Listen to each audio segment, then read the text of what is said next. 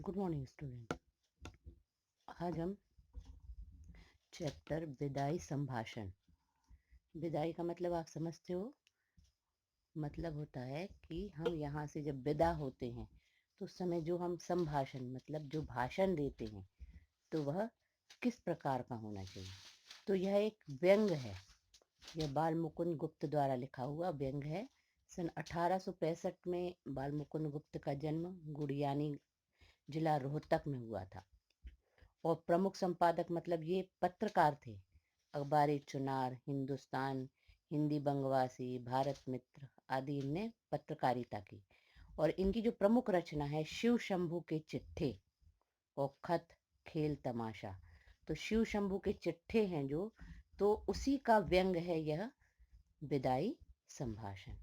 तो इनकी मृत्यु हुई थी सन 1907 में। और गुप्त जी की आरंभिक शिक्षा उर्दू में हुई थी। बाद में उन्होंने हिंदी सीखी और विधिवत शिक्षा मिडिल तक प्राप्त करके स्वाध्याय मतलब प्राइवेट अध्ययन किया। और इस प्रकार बाल मुकुंद गुप्त जो थे राष्ट्रीय नवजागरण के सक्रिय पत्रकार थे। मैंने पहले बताया था कि ये सक्रिय पत्रकार थे और साहित्य सृजन में सक्रिय रहते थे। और उनके लेखन में निर्भीकता मतलब निडरता थी। व्यंग विनोद का भी पुट दिखाई देता था और संस्कृत के कुछ कुछ शब्दों का भी उपयोग करते थे। उनकी इन अनिस्थिरता शब्द की शुद्धता को लेकर महावीर प्रसाद द्विवेदी और उनमें कुछ बहस भी हुई थी। और इस प्रकार जो विदाई संभाषण है उनकी यह सर्वाधिक चर्चित व्यंग कृति है। यह शिव शंभू के चिट्ठे का एक अंश है। शिव शंभू का एक चिट्ठा था, उनने जो लिखा था उसका एक छोटा सा अंश है। और इस पाठ में लॉर्ड कर्जन आपने सुना, जिन्होंने बंगाल का विभाजन करवाया था, वायसराय थे, जो 1899 से 1904 और 1904 से 1905 तक 2 बार हमारे भारत में वायसराय के पद पर रहे। और इसमें उन्होंने भारतीयों की स्थिति का खुलासा किया है कि लॉर्ड कर्जन ने क्या क्या किया था, क्या क्या दुख दिए थे हमारे देश की जनता को। और लास्ट में जब विदा हुए थे तो जनता ने उनसे क्या बोला था। पाठ में भारतीयों की बेबसी, दुखी, लाचारी आदि को व्यंग करके और लॉर्ड कर्जन वायसराय उस समय क्या लिखा, क्या गद्य का नमूना था, यह सब कुछ इसमें बताया गया है। विदाई संभाषण। विदाई संभाषण में सबसे पहले यह बताया गया है कि हमारे देश में उन्होंने 2 बार शासन किया लॉर्ड कर्जन ने। और लॉर्ड कर्जन ने 2 बार शासन करने के बाद भी हमारी जो देश की निवासी हैं, हमारे देश की जनता है, उनको हर समय परेशान किया। और हमारे देश की जनता कहती भी रही कि हमें हमारे बंगाल का विभाजन मत करिए, पर वह उनने नहीं सुना। तो उसके बारे में बताया गया है। उनने बताया कि हमारे देश में यहाँ तक कि मनुष्य तो मनुष्य विदाई के समय उसकी आंखों में आंसू आते हैं और लोग विदा होते समय उसके बारे में अच्छा बोलते हैं, क्योंकि हमारे देश की जनता एक दूसरे लड़ती भिड़ती जरूर है पर वह आपस में प्रेम करती है, आपकी जैसी नहीं है। और उन्होंने एक गाय का उदाहरण दिया है शिव चंद्र के चिट्ठे में कि 2 गाय रहती थी। उन्होंने बताया कि हमारे देश में मनुष्य तो क्या, पशु पक्षी भी एक दूसरे से बिछड़ने से दुख होता है, भला ही वो लड़ते रहें। तो उन्होंने एक उदाहरण दिया है। उन्होंने बताया कि 2 गाय थी, उनके गौशाला में 2 गाय थी। तो दोनों गायें, एक बहुत सीधी थी और एक बहुत तेज थी। तो वह जो सीधी गाय थी, वह जो तेज गाय थी, वह सीधी गाय को हर समय मारती रहती थी। तो वह कमजोर जो गाय थी उसको गिरा देती थी, वह बार बार टक्कर मार के। एक दिन क्या किया, जो पुरोहित थे उनने क्या किया, जो दुर्बल गाय थी उसको अपने पास रख लिया और जो सबल गाय थी, जो बहुत लड़ती थी, उसको क्या किया, उसको कहीं और छोड़ आए। पर जो कमजोर गाय थी, जब छोड़ आए तो जो कमजोर गाय थी वह बेचारी एक दिन पूरे दिन भूखी खड़ी रही, उसने चारा तक नहीं छुआ। तो उनने लॉर्ड कर्जन को उदाहरण बताया कि हमारे देश में तो पशु पक्षी भी एक दूसरे के बिछड़ने के बाद वह मनुष्यों जैसी दशा हो जाती है, उनकी अंदाज लगाना मुश्किल होता है। पर वह गाय खड़ी रही। दूसरे दिन जब उसने उस गाय को लाया तो वह दोनों आपस में बहुत प्रेम किया और आगे साथ साथ रहने लगी। तो इस प्रकार उन्होंने ऐसे बहुत से उदाहरण दिए। एक उदाहरण उन्होंने बताया कि जब वायसराय जो थे, वह सुखांत समझा कर खेलना आरंभ किया था। सुखांत मतलब सुख का अवसर, पर वह दुखांत हो जाएगा यह उनको मालूम नहीं था। वह सोचते थे कि वह क्या करते थे, अपने देश में शासन करना जानते थे और अपने देश की जनता पर अत्याचार करते रहते थे, और वह सोचते थे कि हमारे देश की जनता सहन, और हमारी देश की जनता उस समय सहन भी करती जाती थी। पर जब वह विदा होने लगे तो क्या हुआ उसके बारे में उनने इसमें बताया है।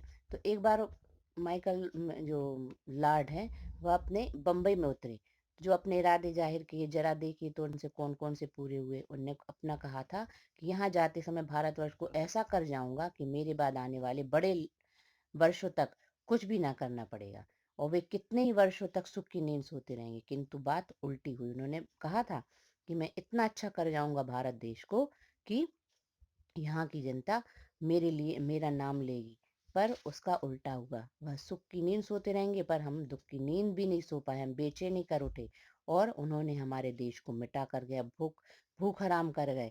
तो इस प्रकार उन्होंने हमारे देश की जनता को बहुत दुख दिए। और फिर ऐसे करते करते उन्होंने फिर बताया कि हमारे देश में और भी एक राजा थे, अलीफा लैला अल हिदीन की चिराग। अबू सलम ने बगदाद के खलीफा की गद्दी पर आंख खोलकर शान से रहा, और वह उनकी कुर्सी जो रहती थी वह सोने की रहती थी, और वह सबसे ऊपर हाथी पर उनकी पत्नी चांदी की दाहिनी ओर बैठी रहती थी। और उस देश में रईसों का यानी रईसों का बादशाह माना जाता था, और जुलूस में सबसे आगे उनका ऊंचा ओहदा था, और चवर का छत्र आदि सब कुछ उनका होता था। पर उन्हें भी अपने देश के लिए वह ऊंचे, जरूर वह सिंहासन पर ऊंचे बैठते थे, पर जब उनने त्याग पत्र दिया तो अपने देश के लिए सब कुछ कुछ न कुछ करके गए, और लोगों ने उनकी बहुत तारीफ की।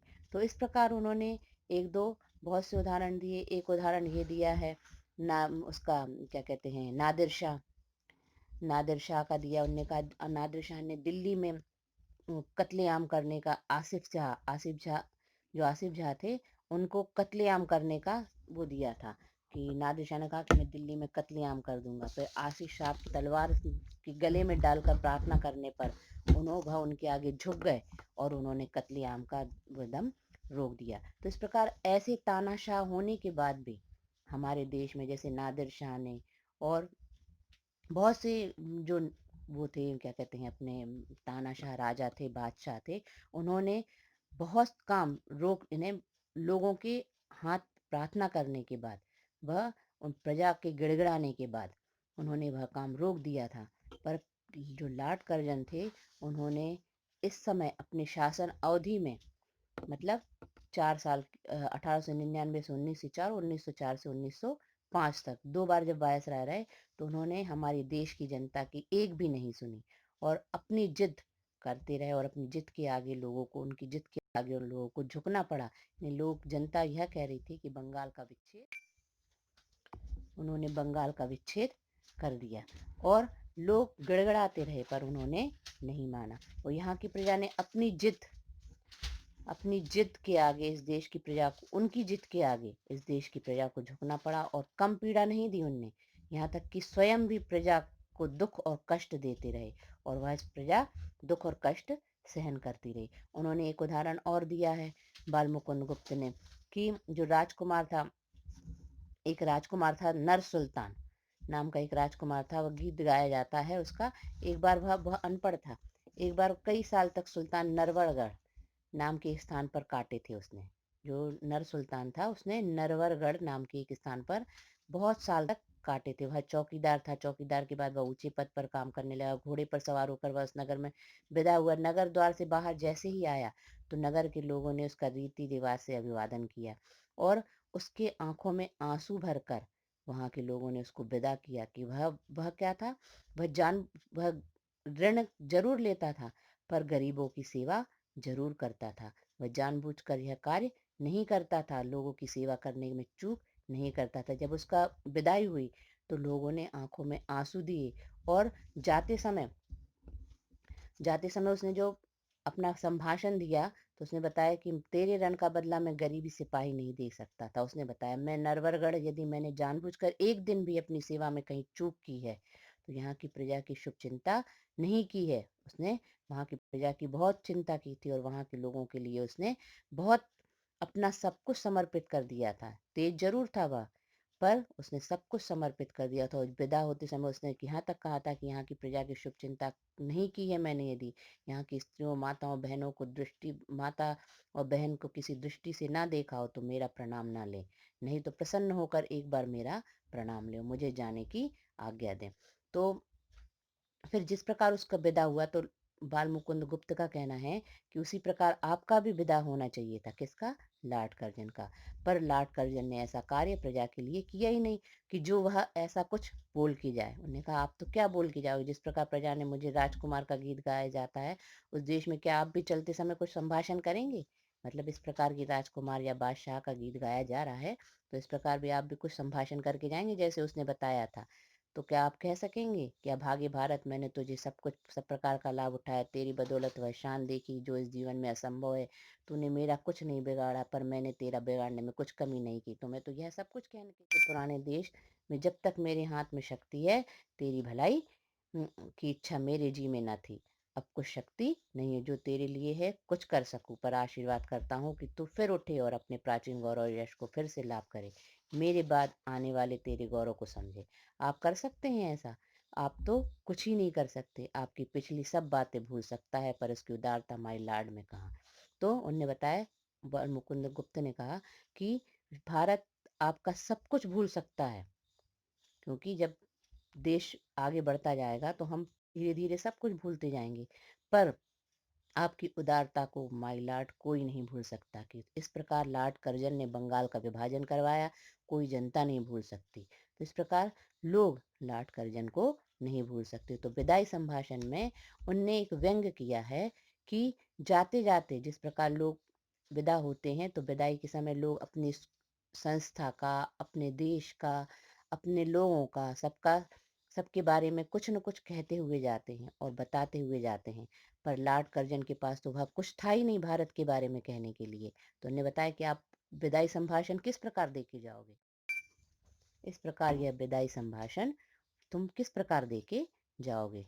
यह thank you all of you, thank you.